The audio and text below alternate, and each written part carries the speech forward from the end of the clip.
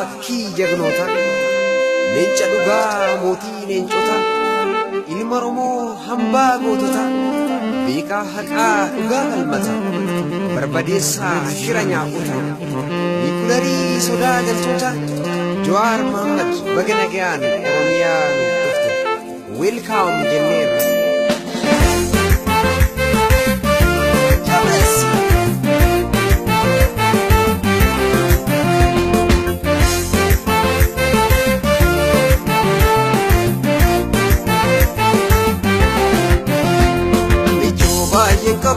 Biya hambaatera dhaamsa koo gayini Oromoo tamara lubbuun jiraate turullee wal garra dhaamsa koo gayini ajee nadara.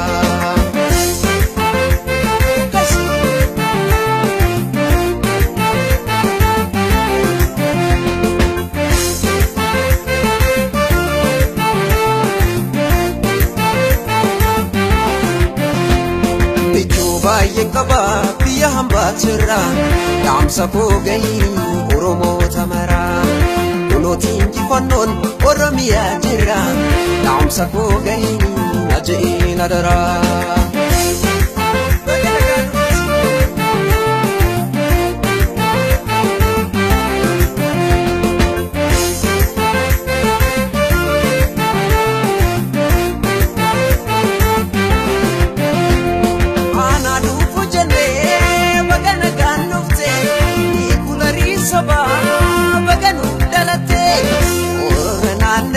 Namni kee dubbisi biyya kee hojjedhu nama kukuffisi qabsaa Oromoo Umar Sulees waami dhaamsa koos danda'u.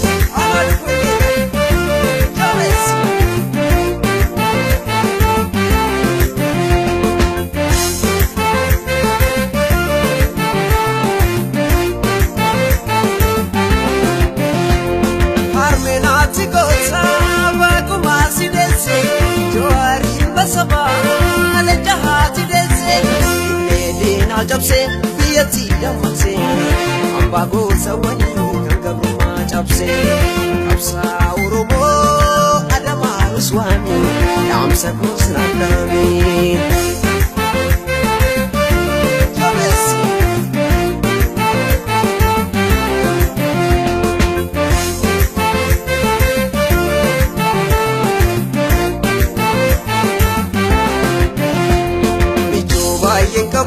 Biya hambaatera dhaamsa koo gayini Oromoo tamara lubbuun jiraanne turullee wal garra dhaamsa koo gayini ajee nadara.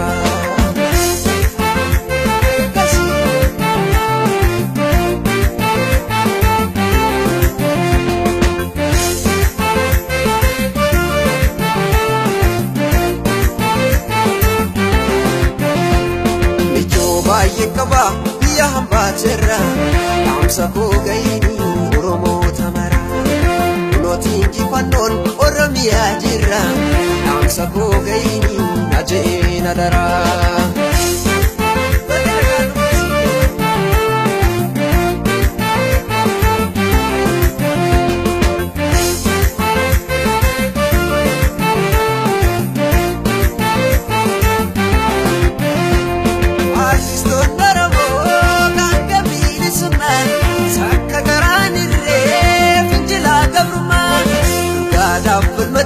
Dhugaadhaaf jiraatu gadi biyya kennee seenana gaafatu qabsaa'ota Oromoo hunduma naaf waami dhaamsa koo naaf laami.